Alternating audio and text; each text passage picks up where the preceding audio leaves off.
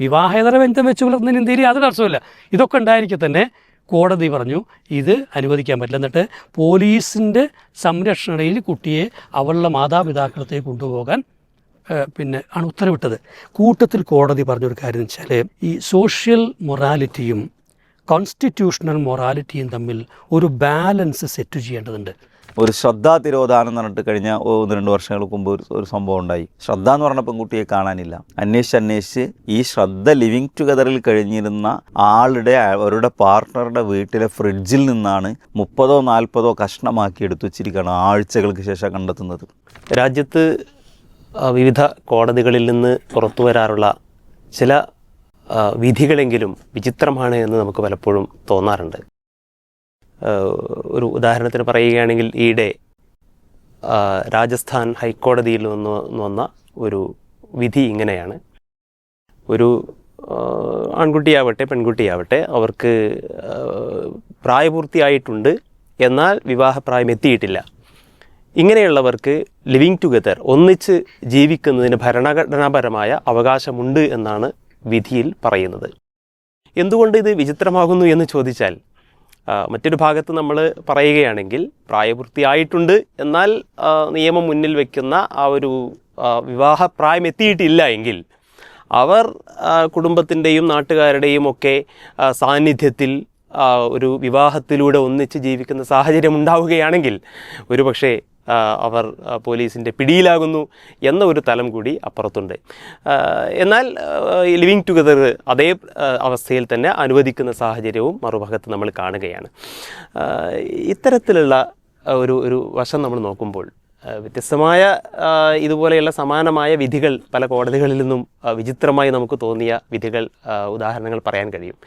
ഈ ഒരു വിഷയത്തിലേക്ക് നമ്മൾ വരുമ്പോൾ എങ്ങനെയാണ് നമ്മളിതിനെ കാണുന്നത്? അല്ലാതെ ഇന്ത്യയുടെ ഒരു നിയമ സ്വഭാവം പഠിക്കുമ്പോൾ ഇതിനകത്തൊരു പോസിറ്റീവായിട്ടുള്ളൊരു ഘടകമുണ്ട്. ഇപ്പം നമ്മൾ ധാരാളം കേസുകളിൽ ഈ ആർട്ടിക്കിൾ 21 റെഫർ ചെയ്യാറുണ്ട്. അതായത് വ്യക്തിയുടെ ജീവിക്കാനുള്ള അവകാശം, അയാൾക്കുള്ള ചില ഫണ്ടമെൻ്റൽ റൈറ്റുകൾ അത് നിർവചിക്കപ്പെട്ടിട്ടുണ്ട്. അപ്പോൾ ആ രീതിയിലുള്ള റൈറ്റുകൾ ഒരു കാരണവശാലും നിഷേധിക്കാൻ പാടില്ല എന്ന കോടതികളുടെ ഒരു കൃത്യമായിട്ടുള്ള ധാരണ അല്ലെങ്കിൽ അതിലുള്ളൊരു എംഫസൈസാണ് ഈ കാര്യത്തിലും കോടതി എടുത്ത് പറഞ്ഞിട്ടുള്ളത്. കാരണം ഇവിടെ കോടതി പറയുന്നതാണ്, മാരിയബിൾ ഏജ് എന്ന് പറയുന്നതും അഡൽട്ട്ഹുഡും രണ്ടാണ്. മാരിയബിൾ ഏജ് എത്തിയിട്ടില്ല എന്നുകൊണ്ട് ഒരു കൺസെൻറ്റഡ് അഡൾട്ട്സിന് പരസ്പര സമ്മതത്തോടെ അവർക്ക് ലിവിങ് ടുഗദറിന് പാടില്ല എന്ന് പറയാൻ പറ്റില്ല.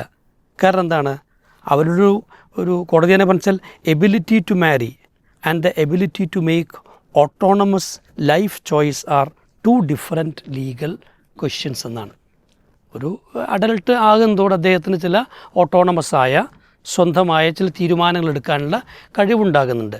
പക്ഷേ ഇവിടെ ലീഗൽ ഏജ് എന്ന് പറയുന്നത് വേറൊന്നാണ്. അതുകൊണ്ട് തന്നെ ഇതിന് രണ്ടിനെയും രണ്ടായിട്ട് കാണേണ്ടതുണ്ട്. ഇപ്പോൾ വിവാഹം കഴിക്കാനായിട്ടില്ല എന്നതുകൊണ്ട് മാത്രം ഒരാളുടെ ഫണ്ടമെൻ്റൽ റൈറ്റ്സ് ഇല്ലാതെയാകാൻ പാടില്ല എന്നാണ്. അപ്പോൾ ഇത് ഒരു ചോയ്സാണ്. ഞങ്ങൾ ഒന്നിച്ച് ജീവിക്കുന്നു പറഞ്ഞത് അത് അവൻ്റെ ഫണ്ടമെൻ്റൽ റൈറ്റ് അനുസരിച്ച് സംരക്ഷിക്കപ്പെടും. എന്നാൽ അതേസമയം വിവാഹത്തിലുള്ള എല്ലാ അവകാശങ്ങളും ഒരിക്കലും ഈ ലിവിങ് ടുഗദറിൽ അവർക്ക് ലഭിക്കില്ല. അപ്പോൾ അതിൻ്റെ ലീഗാലിറ്റി എന്ന് പറയുന്നത് അതിന് അങ്ങനത്തെ ഒരു ലീഗൽ പ്രൊട്ടക്ഷൻ ഇല്ല. എന്നാൽ അവർക്ക് സ്വയം തിരഞ്ഞെടുക്കാൻ അങ്ങനെ ജീവിക്കാനുള്ള അവകാശം ഉണ്ട് താനും. മാത്രമല്ല ഇത് നിയമവിരുദ്ധമോ കുറ്റകരമോ അല്ല. ഇന്ത്യൻ നിയമം അനുസരിച്ച് അത്തരത്തിലുള്ള ഒന്നിച്ച് താമസിക്കാത്തുള്ളത് നിയമവിരുദ്ധമോ കുറ്റകരമോ അല്ല. ആകെ കൂടെ കണ്ടീഷൻ എന്തുള്ളൂ, ഈ 2 പേർക്കും 18 വയസ്സായിരിക്കണം. ഇതാണ്. അപ്പോൾ അവർ അഡൾട്ടായി എന്ന് ഇതാണ്. മാരിയബിൾ ഏജിൻ്റെ കാര്യത്തിൽ 2 പേർക്കും 2 നിയമങ്ങളാണല്ലോ. അതായത് സ്ത്രീകൾക്ക് 18ഉം പുരുഷന്മാർക്ക് 21ഉമാണ്. പക്ഷേ വോട്ടിംഗ് അവകാശമൊക്കെ എല്ലാവർക്കും 18 ആവുന്നതോടെ കിട്ടും. അപ്പോൾ ആ ഒരു അഡൾട്ട്ഹുഡ് എന്നുള്ളതിന് നമ്മൾ അംഗീകരിക്കുകയും ചെയ്യുന്നുണ്ട്. ഇനി തമാശ തുടങ്ങുന്നത് ഇവിടെ ഒന്നുമല്ല. എന്നുവെച്ചാൽ ഇപ്പോൾ ഈ ലീഗൽ സ്റ്റേറ്റസ് ലഭ്യമാകില്ല എന്ന് പറഞ്ഞു കഴിഞ്ഞാൽ അതിന് ഒരുപാട് ഇംപ്ലിക്കേഷൻസ് ഉണ്ട്. ഇപ്പോൾ ഒരു ഭാര്യയും ഭർത്താവും ഒന്നിച്ച് താമസിക്കുമ്പോൾ ഭാര്യയ്ക്ക് ഒരുപാട് അവകാശങ്ങളുണ്ട്, ചില രീതിയിലുള്ള സുരക്ഷിതത്വങ്ങളുണ്ട്, പ്രൊട്ടക്ഷൻസ് ഉണ്ട്. അപ്പോൾ ഇത് എല്ലാം തന്നെ ഒരർത്ഥത്തിൽ ഇവിടെ സ്റ്റേക്ക് ചെയ്യപ്പെടുന്നുണ്ട്. സുരക്ഷിതത്വത്തിൻ്റെ വിഷയമുണ്ട്. അതോടൊപ്പം തന്നെ പിന്നെ ഈ ഇത്തരം കേസുകളിൽ ഒരുപാട് ഡൊമസ്റ്റിക് വയലൻസുകൾ കൂടുതലാണ് എന്നുള്ള റിപ്പോർട്ടുകളുണ്ട് പലപ്പോഴും ഇത്തരത്തിലുള്ള ലിവിങ് ടുഗദറുകളിൽ. മാത്രമല്ല ഇവർ എവിടെ താമസിക്കുന്നവർക്കും അറിയില്ല, കാരണം പാരൻസിന് അറിയില്ല, സമൂഹത്തോട് യാതൊരു രീതിയിലും അത് ഇൻഫോം ചെയ്യേണ്ടതില്ല. അപ്പോൾ ഒരാൾ മിസ്സിങ് ആണെങ്കിൽ പോലും ഇത് അറിയാതെ പോകുന്ന പ്രശ്നങ്ങളെല്ലാം ഉണ്ട്. അപ്പോൾ ഇവിടെ ഈ ഡൊമസ്റ്റിക് വയലൻസുകളുടെ കേസുകൾ വന്നപ്പോൾ കോടതി എന്ത് വെച്ചാൽ കോടതി പറഞ്ഞു ഇതിൻ്റെ ഒരു നേച്ചർ, ഈ റിലേഷൻഷിപ്പിൻ്റെ ഒരു നേച്ചർ മാരേജിൻ്റെ ഒരു നേച്ചറിനോട് അടുത്ത് വരികയാണെങ്കിൽ, അത് ഏതാണ്ട് അതിനോട് തുല്യത ഉള്ളതാണെങ്കിൽ ഈ ഡൊമസ്റ്റിക് വയലൻസ് കേസ് ചാർജ് ചെയ്യാം. അല്ലെങ്കിൽ ഇപ്പോൾ ഒരു സ്ത്രീയെ ഒരു പുരുഷൻ ആക്രമിക്കുന്നതും ഭാര്യയോട് ഒരു ഭർത്താവ് ചെയ്യുന്ന കുറ്റകൃത്യം അത് വേറൊരു കോഗ്നിറ്റീവ് ഒഫൻസ് ആണല്ലോ. അപ്പോൾ അതിൻ്റെ പരിധിയിൽ ഇത് വരുമോ എന്നുള്ളതാണ് ചോദ്യം വരുന്നത്. അപ്പോൾ അങ്ങനെ വരണമെന്നുണ്ടെങ്കിൽ ഇതിനെ നിർവചിക്കണം, എപ്പോഴാണ് ഇതിൻ്റെ ഇത് നേച്ചർ മാരേജിന് തുല്യമാകാൻ എന്നൊരു കോടതി പറഞ്ഞ കാര്യങ്ങൾ എന്ത് ചെയ്യണം, ശ്രദ്ധിക്കണം. ഒന്നെന്താ വെച്ച് കഴിഞ്ഞാൽ അപ്പോൾ കേസെടുക്കാം, ഈ രീതിയിൽ കേസെടുക്കാം. ഒന്നെന്താ വെച്ചാൽ ദീർഘകാലം ഒന്നിച്ച് ജീവിക്കുക. അപ്പോൾ ബുദ്ധിമാനായ ഒരാൾ എന്ത് ചെയ്യരുത്, ഒരു കാരണവശാലും ദീർഘകാലം ഒന്നിച്ച് ജീവിക്കരുത്, മറിച്ച് പെട്ടെന്ന് റിലേഷൻഷിപ്പ് ഒഴിവാക്കി അടുത്ത ആളെ അടുത്തേക്ക് പോയിക്കോളും. ഒന്നിച്ച് സാമൂഹ്യ ബന്ധങ്ങളിൽ ഏർപ്പെടുക എന്നുവെച്ചാൽ ഇവളുടെ കൈയും പിടിച്ചുകൊണ്ട് കല്യാണത്തിന് പോവുക, പാർട്ടിക്ക് പോവുക, 4 ആളുടെ മുമ്പിൽ ഇവളെ ഒരു പാർട്ട്ണറായിട്ട് അംഗീകരിക്കുക. അത് ചെയ്തു പോകരുത്. ഒരാൾക്കും അറിയരുത് എന്ത് ഇങ്ങനൊരാൾ എൻ്റെ കൂടെ ഉണ്ട് എന്നുള്ളത്. അതൊരു സ്വകാര്യ ബന്ധത്തിന് വേണ്ടി മാത്രമായിട്ട് സൂക്ഷിച്ചുകൊള്ളുക. പിന്നെ വൈകാരികവും ഇൻറ്റിമേറ്റുമായിട്ടുള്ള ശാരീരിക ബന്ധം, വെറും ബന്ധം അതൊന്നും അത്ര വിഷയമല്ല. പക്ഷേ അഗാധമായിട്ട് നമ്മളുണ്ടല്ലോ മറ്റേ 2 പേർക്കും ഫീൽ ചെയ്യുന്ന രൂപത്തിലുള്ള ഇൻറ്റിമേറ്റായിട്ടുള്ള ശാരീരിക ബന്ധം അവർ തമ്മിൽ ഉണ്ടാവുക. ഒന്നിച്ചുള്ളപ്പോൾ അങ്ങനെ എന്ത് ചെയ്യുക, ബന്ധപ്പെടാം, പക്ഷെ ഒരിക്കലും എന്ത് ചെയ്യരുത്, അതിൻ്റെ അത്ര വലിയ ഇൻറ്റിമസി ഒന്നും കാണിക്കരുത്. ഒരു വളരെ കാഷ്വലായിട്ടൊരു ആവശ്യം നിർവഹിക്കൽ മാത്രമാകണം എന്നാണ്. പിന്നെ ഒന്നിച്ചുള്ള സാമ്പത്തിക ഇടപാടുകൾ നടത്തുക. അപ്പോൾ ഒരു കാരണവശാലും എന്ത് ചെയ്യരുത്, നമ്മുടെ സാമ്പത്തിക ഇടപാട് അറിയിക്കുകയോ അതിലൊന്നും ഇടപെടുകയോ ചെയ്യരുത്. ഒന്നിച്ച് ബാങ്ക് അക്കൗണ്ട് തുടങ്ങുക, ജോയിൻ്റ് അക്കൗണ്ട്, ഒരു കാരണവശാലും എന്ത് ചെയ്യരുത്, ഒരു ജോയിൻ്റ് അക്കൗണ്ട് തുടങ്ങരുത്. കാരണം അത് ഈ രീതിയിൽ ഒരു കേസിൽപ്പെടാൻ സാധ്യതയുണ്ട്. പിന്നെ സാമ്പത്തികമായിട്ട് പരസ്പരം സഹായിക്കുക, തെളിവോടെ ഉണ്ടാവുമല്ലോ. ഒരു കാരണവശാലും നീ ഭാര്യൻ്റെ അടുത്ത് ഇങ്ങോട്ട് സ്വീകരിച്ചാലും അതിന് തെളിവൊരിക്കലും ഉണ്ടാകാൻ പാടില്ല. ഭാര്യയല്ല, സോറി, നമ്മളെ ലിവിങ് പാർട്ട്ണർ. പിന്നെ ഒന്നിച്ച് ഇൻവെസ്റ്റ്മെൻറ്റുകൾ, സാമ്പത്തിക ഇൻവെസ്റ്റ്മെൻറ്റുകൾ നടത്തുക എന്ന് വെച്ചാൽ ഇപ്പോൾ ഒരു ലാൻഡ് ഒന്നിച്ച് നമ്മൾ എന്ത് ചെയ്യുന്നു, വാങ്ങുന്നു, മറ്റേ സ്ഥലക്കച്ചവടം രണ്ടുപേരും കൂടെ ഒന്നിച്ച് ചെയ്യുന്നു നോക്കിയ ഇത്തരത്തിൽ ഇടപാടുകളൊന്നും ചെയ്യരുത്. ഇതുപോലെ തന്നെ 2 പേരുടെയും പേരിൽ സ്വത്ത് എന്ത് ചെയ്യുക, ഒന്നിച്ച് വാങ്ങുക. ഒന്നിച്ചുള്ള ഡൊമസ്റ്റിക് അറേഞ്ച്മെൻറ്റ്സ് നടത്തുക എന്ന് വെച്ചാൽ നിങ്ങൾ 2 പേരും കൂടെ ചേർന്നിട്ട് വാടകയ്ക്ക് ഫ്ലാറ്റ് എടുക്കുന്നു. അപ്പോൾ കരാറിൽ എന്ത് ചെയ്യുന്നു, ഇങ്ങനെ നിങ്ങളുടെ പേരും അവരുടെ പേരും ഉണ്ടാകുന്നു. ഒരു കാരണവശാലും വെച്ചേക്കരുത്, ഒന്നുകിൽ അവരുടെ അല്ലെങ്കിൽ ഒരാളുടെ മാത്രം. പിന്നെ വാടക ഒന്നിച്ചു കൊടുക്കുക, അതുപോലെ ക്ലീനിങ്, കുക്കിങ്, വീടിൻ്റെ ഈ അറേഞ്ച്മെൻറ്റ്സ്, ഇത്തരം കാര്യങ്ങളെല്ലാം ഒന്നിച്ച് ചെയ്യുക. പിന്നെ കുട്ടികൾ ഉണ്ടാവുക. രാവിലെ മാങ്കൂട്ടത്തിലൊക്കെ പെടാൻ നല്ലത് വേണോ വേണ്ടല്ലോ ചോദ്യമാണ്. ഇതൊക്കെ ഉണ്ടായിക്കഴിഞ്ഞാൽ, അല്ലെങ്കിൽ ഇതിൽ ചിലതൊക്കെ ഉണ്ടായിക്കഴിയുമ്പോഴാണ് ഇത് മാരേജിൻ്റെ നേച്ചറിലേക്ക് പോകുന്നത്. അങ്ങനെയാണെങ്കിൽ ഡൊമസ്റ്റിക് വയലൻസ് ക്ലെയിം ചെയ്യാം എന്താണ്. മാത്രമല്ല ചില കേസുകളിൽ അനുബന്ധമായിട്ട് അവർക്ക് സ്വത്തിലെ അവകാശം, പിന്നെ കുട്ടികൾക്ക് അതുപോലെ തന്നെ മെയിൻ്റനൻസിനുള്ള അവകാശങ്ങളും ചിലതൊക്കെ കോടതിയിൽ വിധിച്ചിട്ടുണ്ട്. അപ്പോൾ ഇവിടെ ഈ ഒരൊറ്റത് നോക്കിയാൽ നമുക്കറിയാം, ഇവിടെ ഒരു പെൺകുട്ടിയെ സംബന്ധിച്ചിടത്തോളം സുരക്ഷിതമാകുന്ന ഒരു ബന്ധം ആയിക്കൂടാ എന്നുള്ളതാണ് ഇത് ഫലത്തിൽ പറഞ്ഞു വെക്കുന്നത്. ഇനി രണ്ടാമത്തൊരു തമാശ എന്താ വെച്ചാൽ, ഇത് ലീഗൽ കമ്മിറ്റ്മെൻ്റ് ഇല്ല. യഥാർത്ഥത്തിൽ ഈ റിലേഷൻഷിപ്പിൽ എന്തില്ല, ലീഗൽ കമ്മിറ്റ്മെൻ്റ് ഇല്ല വെച്ചാൽ നിയമവിധേയമാക്കണമെന്നും നിർബന്ധമില്ല. പക്ഷേ ഇപ്പോൾ പലരും എന്താണ് അത് പിന്നെ അങ്ങനെ ചെയ്യാൻ വേണ്ടിയിട്ട് പലരും പറയാറുണ്ട്. അപ്പോൾ ഇവിടെ മാത്രമല്ല, വിവാഹേതര ബന്ധം വെച്ചു പുലർത്തുന്നത് മനസ്സിലാക്കണം. വിവാഹേതര ബന്ധം വെച്ചു പുലർത്തുന്നത് ഇന്ത്യയിൽ നിയമവിധേയമാണ്, അല്ലെങ്കിൽ അതിന് പിന്നെ നിയമ തടസ്സങ്ങളില്ല. ഇപ്പോൾ തമാശ അടിച്ചാൽ 2024 മെയ്യിൽ അലഹബാദ് ഹൈക്കോടതിയുടെ ലക്നോ ബെഞ്ചിൽ ഒരു കേസ് വന്നു. അവിടെ സ്നേഹാദേവി എന്ന് പറയുന്ന ഒരു പെറ്റീഷൻ സ്ത്രീയാണ്. അവർ ഹിന്ദു സ്ത്രീയാണ്, അവർ പ്രായപൂർത്തിയായിട്ടുള്ള സ്ത്രീയാണ്. അവർ പെറ്റീഷൻ എന്താ വെച്ചാൽ എനിക്ക് മുഹമ്മദ് ഷതബ് ഖാൻ എന്ന് പറയുന്ന വ്യക്തിയോടൊപ്പം ലിവിങ് ടുഗദറിനുള്ള അവകാശം വേണമെന്ന് പറഞ്ഞിട്ടാണ്. കാരണം ഈ സ്ത്രീയുടെ വീട്ടുകാർ അവളെ ത്രട്ടൻ ചെയ്തുകൊണ്ടിരിക്കുകയാണ്. അങ്ങനെ അവിടെ പിടിച്ചുകൊണ്ടാൻ നോക്കുകയാണ്. അപ്പോൾ അവിടെ ജീവന് ഭീഷണിയുണ്ട്. അങ്ങനെയാണ് പ്രൊട്ടക്ഷൻ സീക്ക് ചെയ്തുകൊണ്ടാണ് പോലീസിൻ്റെ അടുത്ത് പോയി. പോലീസ് എന്ത് ചെയ്തില്ല, പിന്നെ അവർക്ക് പ്രൊട്ടക്ഷൻ കൊടുത്തില്ല. അങ്ങനെയാണ് ഈ കേസ് കോടതിയുടെ മുമ്പിൽ വരുന്നത്. അപ്പോൾ കോടതിയുടെ മുമ്പിലെത്തിയപ്പോൾ കോടതി പറഞ്ഞൊരു കാര്യം എന്താ വെച്ചാൽ, അപ്പോൾ ഇദ്ദേഹം നേരത്തെ വിവാഹിതനാണ്, പിന്നെ ഒരു കുട്ടിയുണ്ട്. വിഷയത്ത് എന്തോ ഒരു കാത്തൂൻ എന്ന് പറഞ്ഞൊരു പെൺകുട്ടിയായിട്ട് വിവാഹിതനാണ്, അതിലൊരു കുട്ടിയുണ്ട്. അപ്പോൾ കോടതി പറഞ്ഞാൽ ഇദ്ദേഹം മുസ്ലിമാണ്. അപ്പോൾ മുസ്ലിം നിയമപ്രകാരം അല്ലെങ്കിൽ ഇസ്ലാമിക നിയമപ്രകാരം അത്തരത്തിലൊരു ലിവിങ്ങിന് അനുവാദമില്ല. മനസ്സിലാക്കാൻ ഒന്ന് ഇവിടുത്തെ പെറ്റീഷണർ ആരാണ്? ഈ പെൺകുട്ടിയാണ്. അവർക്ക് തന്നെ അവകാശം ഉണ്ടല്ലോ, അത് നിശ്ചയിക്കാൻ ശരിക്കും കോടതിക്ക് പറ്റില്ല. രണ്ടെന്താ വെച്ചാൽ വിവാഹേതര ബന്ധം വെച്ച് പുലർത്തുന്നതിന് ഇന്ത്യയിൽ യാതൊരു അർത്ഥമില്ല. ഇതൊക്കെ ഉണ്ടായിരിക്കെ തന്നെ കോടതി പറഞ്ഞു ഇത് അനുവദിക്കാൻ പറ്റില്ല. എന്നിട്ട് പോലീസിൻ്റെ സംരക്ഷണയിൽ കുട്ടിയെ അവളുടെ മാതാപിതാക്കളത്തേക്ക് കൊണ്ടുപോകാൻ പിന്നെ ആണ് ഉത്തരവിട്ടത്. കൂട്ടത്തിൽ കോടതി പറഞ്ഞൊരു കാര്യം എന്ന് വെച്ചാൽ ഈ സോഷ്യൽ മൊറാലിറ്റിയും കോൺസ്റ്റിറ്റ്യൂഷണൽ മൊറാലിറ്റിയും തമ്മിൽ ഒരു ബാലൻസ് സെറ്റ് ചെയ്യേണ്ടതുണ്ട്. അതല്ലെങ്കിൽ നമ്മുടെ രാജ്യത്ത് പല രീതിയിലുള്ള സാമൂഹ്യ ബന്ധങ്ങൾ തകരുകയും പല രീതിയിലുള്ള വയലൻസുകൾക്ക് അല്ലെങ്കിൽ പിന്നെ ഈ സംഘർഷങ്ങൾക്കൊക്കെ ഇടയാകും. എന്നിട്ട് കോടതി പറഞ്ഞൊരു നിരീക്ഷണം, അതെല്ലാവരും ഒന്ന് കേൾക്കണം എന്നാണ് ഞാൻ പറയുന്നത്. വെച്ചാൽ ഒന്നുമില്ല, കോടതി ഇങ്ങനെ പറഞ്ഞത്, the constitutional morality may come to rescue of such a couple. Constitutional morality ഒരു പക്ഷേ ഇത്തരത്തിലുള്ള ഒരു കപ്പിളിനെ സംരക്ഷിക്കാൻ വേണ്ടി മുന്നോട്ട് വന്നേക്കാം. And the social morality settle through customs and usages over ages may give വേ.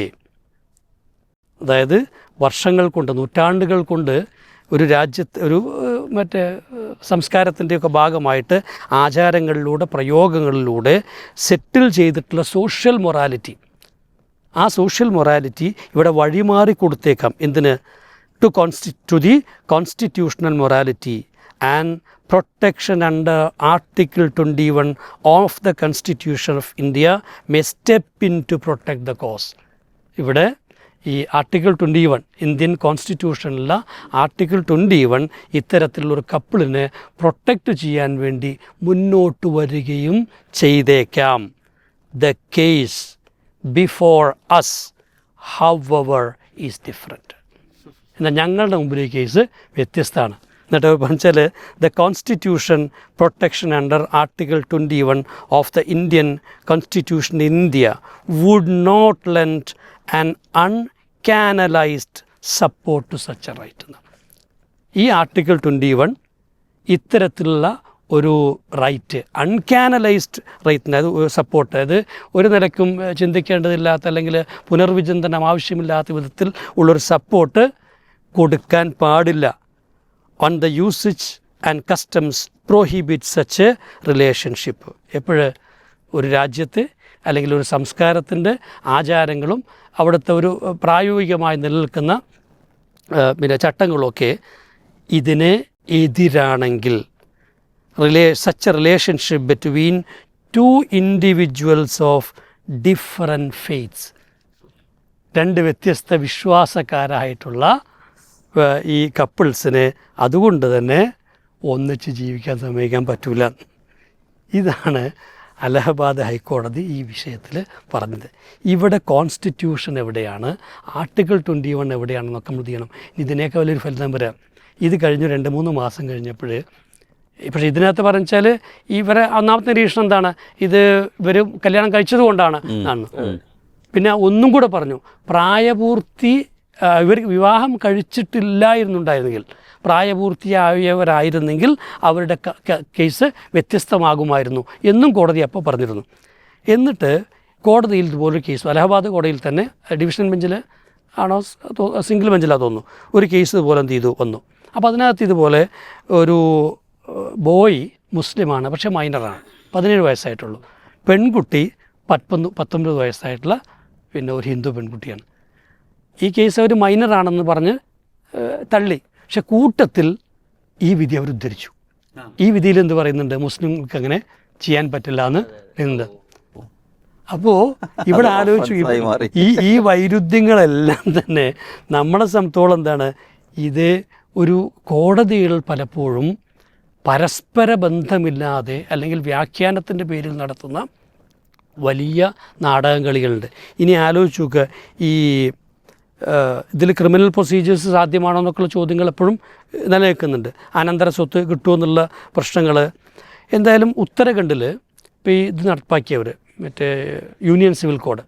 അപ്പോൾ ആ യൂണിയൻ സിവിൽ കോഡ് നടപ്പാക്കുമ്പോൾ സ്വാഭാവികമായിട്ടുള്ള ഒരുപാട് ചോദ്യങ്ങളുണ്ട്. ഈ പറഞ്ഞ മുസ്ലിം ഹിന്ദുവിൻ്റെയൊക്കെ പ്രശ്നമുണ്ട്. ഒപ്പം തന്നെ ഇവരെയും പരിഗണിക്കണമല്ലോ. അപ്പോൾ ഇവർ പരിഗണിച്ചു.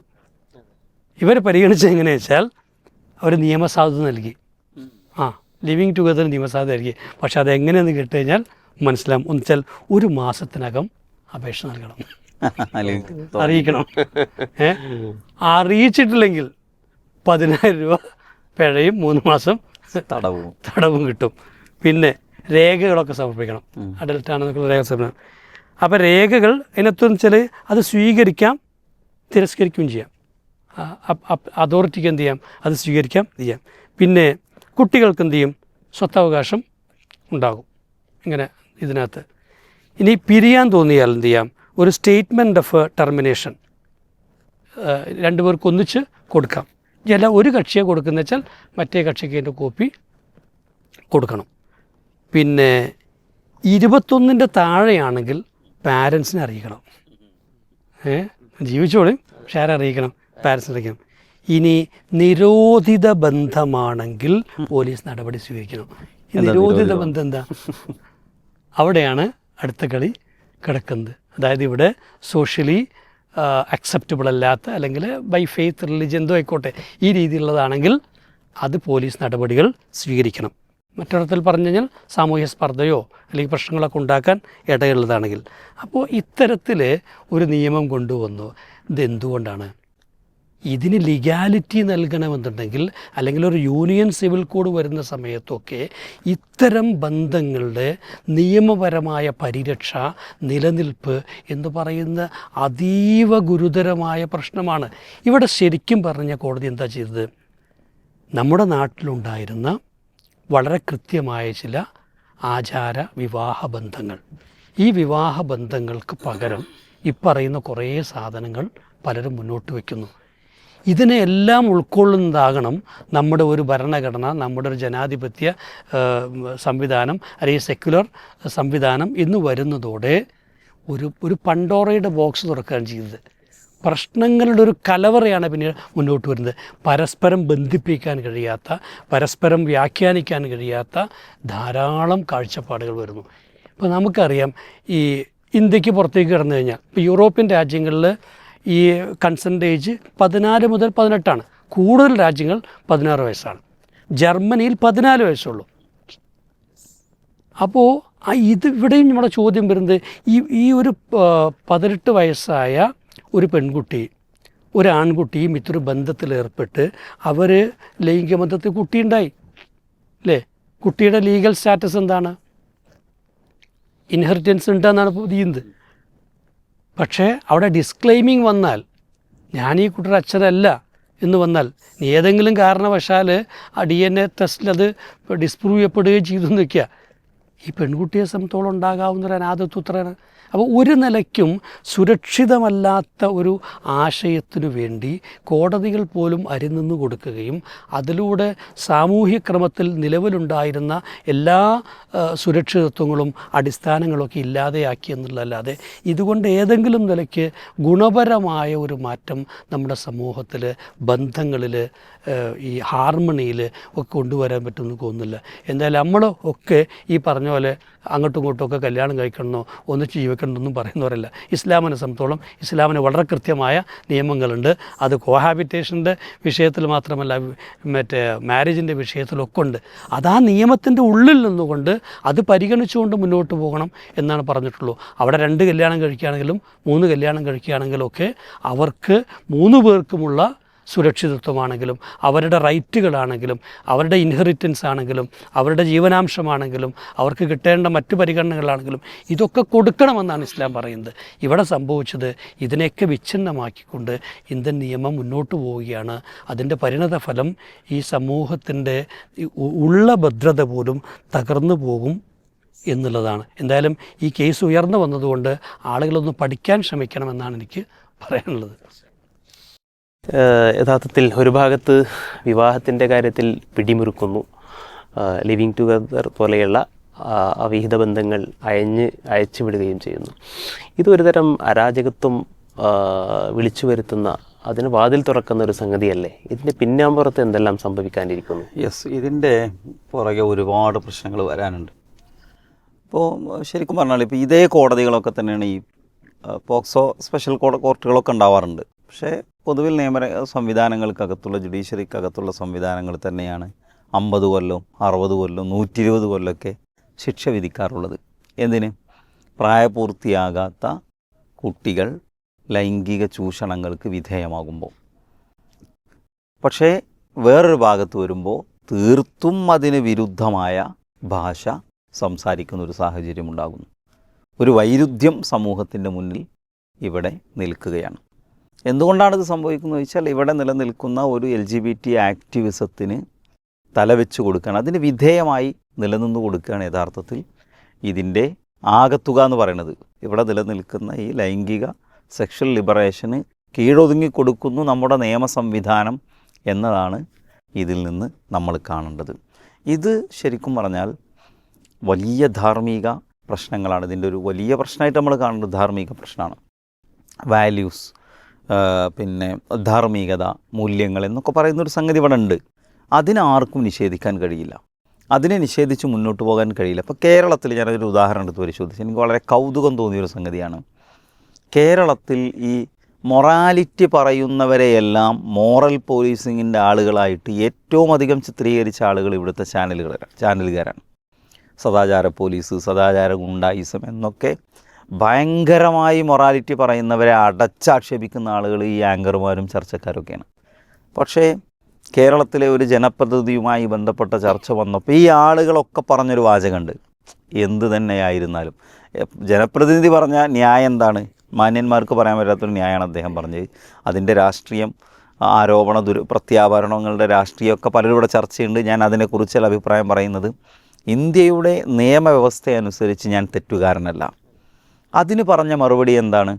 ശരിക്കും ഇവിടുത്തെ ചാനലുകളൊക്കെ ചെയ്യേണ്ടിയിരുന്നത് അതിനെ അംഗീകരിച്ചു കൊടുക്കുകയാണ് വേണ്ടിയിരുന്നത്. പക്ഷേ ചാനലുകാരെന്ത് പറഞ്ഞു? ധാർമ്മികതയില്ലേ, രാജിവെക്കണ്ടേ? ഞാൻ പറയുന്നത് ആ വാചകം ശരിയാണ്. ധാർമ്മികതയില്ല, അത് ചില കാര്യങ്ങളിൽ മാത്രമേ അവർ പറയുന്നുള്ളൂ, എല്ലാ കാര്യത്തിലും പറയണമെന്നാണ് നമ്മുടെ അഭിപ്രായം.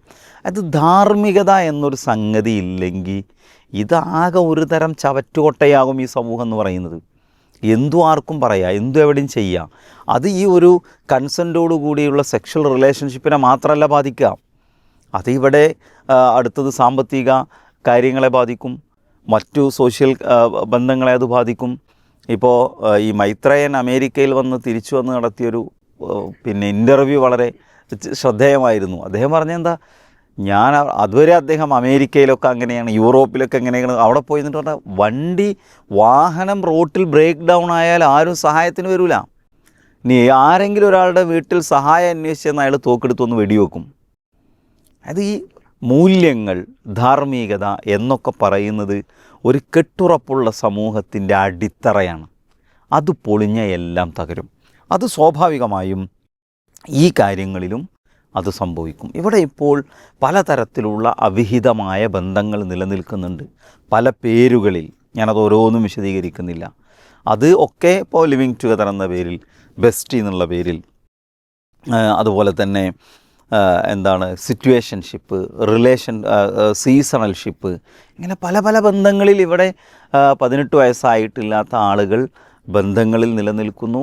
എന്നിട്ട് അവർ പലരും പ്രഗ്നൻസിയിലേക്ക് എത്തുന്നു, പ്രഗ്നൻസി അത് അബോർട്ട് ചെയ്യുന്നു, DNC ചെയ്യാൻ ഡോക്ടർമാർ. ഇതൊക്കെ കേരളത്തിൽ നടക്കുന്ന, മലയാളത്തിൽ നടക്കുന്ന ചർച്ചകളാണ്. ഓരോന്നും വിശദീകരിക്കാതെ തന്നെ ഈ സംസാരം കേൾക്കുന്ന മുഴുവൻ ആളുകൾക്കും അത് മനസ്സിലാക്കാൻ സാധിക്കും. Living as A couple without being married എന്ന് പറയുമ്പോൾ ഈ തരത്തിലുള്ള എല്ലാ ബന്ധങ്ങളെയും ഇതിനനുവദിച്ചു കൊടുക്കുമ്പോൾ അതിനെ ന്യായീകരിക്കണം. എല്ലാതരം ബന്ധങ്ങളെയും ന്യായീകരിക്കുകയാണ്. അങ്ങനെ ന്യായീകരിച്ച് മുന്നോട്ട് പോയാൽ എന്താണ് സംഭവിക്കുക എന്ന് ചോദിച്ചാൽ കുറേയധികം പ്രശ്നങ്ങളുണ്ട്. ഇത് ഈ പറയുന്ന ബന്ധങ്ങളൊക്കെ ഞാനൊരു ഉട്ടോപ്പിയയിൽ നിന്ന് പറയല്ല. ഇവിടുത്തെ +1 പഠിക്കുന്ന, +2 പഠിക്കുന്ന, ഹൈസ്കൂളിൽ പഠിക്കുന്ന, കോളേജ് വിദ്യാർത്ഥികളുടെ പ്രായത്തിലുള്ള എല്ലാവർക്കും അറിയാവുന്ന, ഈ പ്രായത്തിലുള്ള ആളുകളൊക്കെ നിരന്തരമായി കാണുന്ന, അല്ലെങ്കിൽ ഈ പ്രായത്തിലുള്ള ആളുകളൊക്കെ നടത്തിക്കൊണ്ടുപോകുന്ന സോഷ്യൽ മീഡിയ അക്കൗണ്ടുകൾ എടുത്തു നോക്കിയാൽ അവർ വളരെ ഓപ്പൺലി ഇതൊക്കെ ഡിസ്കസ് ചെയ്യുന്നുണ്ട്. അപ്പോൾ ഇതിനൊക്കെ നമ്മൾ അംഗീകാരം കൊടുത്ത് നിയമപരമായ സാധുത കൊടുത്ത് മുന്നോട്ട് പോയാൽ എന്ത് സംഭവിക്കും? ഇവിടെ വലിയ അരാജകത്വം ഉണ്ടാകും. വ്യഭിചാരം, ഇമ്മോറൽ ട്രാഫിക് എന്നൊക്കെ നമ്മൾ പ്രയോഗിക്കാറുള്ള ആ സംഗതി ഇവിടെ വ്യാപകമാകും. എല്ലാ തരത്തിലുള്ള ബന്ധങ്ങളും ഉണ്ടാകും. അതിൻ്റെ ഭാഗമായി ഇപ്പോൾ കേരളത്തിൽ എയ്ഡ്സ് രോഗം വർദ്ധിക്കുന്നു. കഴിഞ്ഞ ആഴ്ച നമ്മൾ ഡിസ്കസ് ചെയ്തൊരു ടോപ്പിക്കാണ്. പലതരത്തിലുള്ള ഇഷ്യൂസ് ഉണ്ടാവും. പിന്നെ ഈ ഒരു ജീവിതശൈലി സ്വീകരിച്ച സമൂഹങ്ങൾ നമ്മുടെ മുന്നിലുണ്ട്. നമ്മളെപ്പോഴും പറയാറുള്ളൊരു സംഗതിയാണ്, ഈ ഒരു രീതിയിലൂടെ, ജീവിത രീതിയിലൂടെ കടന്നുപോയ സമൂഹങ്ങൾ നമ്മുടെ മുന്നിലുണ്ട്. അവിടെ എന്താണ് ഇപ്പോൾ നടന്നുകൊണ്ടിരിക്കുന്നത്? ഇൻറ്റിമേറ്റ് പാർട്ണർ വയലൻസ് എന്ന് പറയുന്നൊരു സംഗതിയുണ്ട്.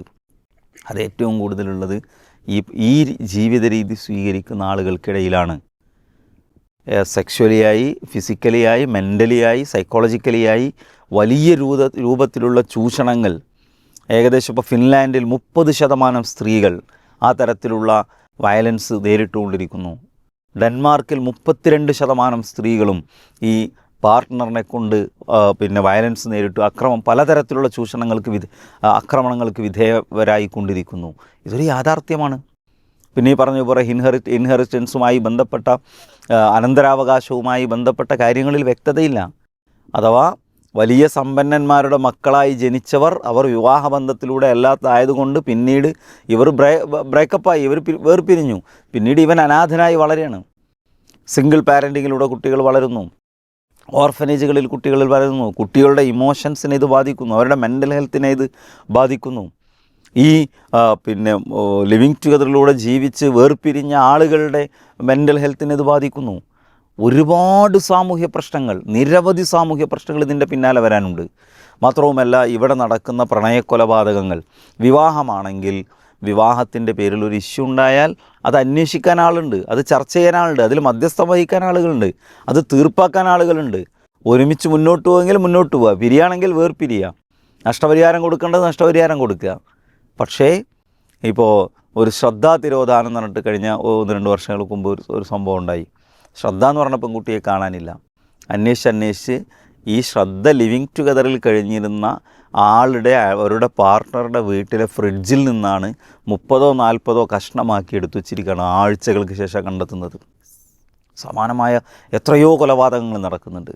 ആരോടും പരാതി പറയാൻ വയ്യ, രക്ഷിതാവിൻ്റെ അടുത്ത് പോകാൻ വയ്യ. അപ്പോൾ 100 പ്രശ്നങ്ങൾ ഇതിൻ്റെ പുറകെ വരും. അത് നമ്മൾ കാണാനിരിക്കണം. ഇതിൽ നിന്ന് ഒരു ജാഗ്രത നമ്മൾ പാലിച്ചിട്ടില്ലെങ്കിൽ ഇവിടെ ഒരു വലിയ വേലിയേറ്റം, ഈ പറയുന്ന സെക്ഷൽ സ്വാതന്ത്ര്യവാദത്തിൻ്റെ ഒരു വലിയ വേലിയേറ്റമുണ്ടായി. അതിന് ഗവൺമെൻറ്റുകളും നിയമ സംവിധാനങ്ങളുമെല്ലാം അംഗീകാരം കൊടുക്കുമ്പോൾ ഇതിൻ്റെ പിന്നാലെ തിരമാലകളെപ്പോലെ ഒന്നിന് പുറകെ ഒന്നായി ഒരുപാട് ഇഷ്യൂസ് വരാണ്ട് ഒരു 5-10 കൊല്ലം നമ്മളിതൊക്കെ അനുഭവിച്ച് പിന്നെ നമ്മൾ തിരിച്ച് നടക്കും. അത് നമ്മൾ നേരത്തെ കാണണമെന്നേ പറയണം.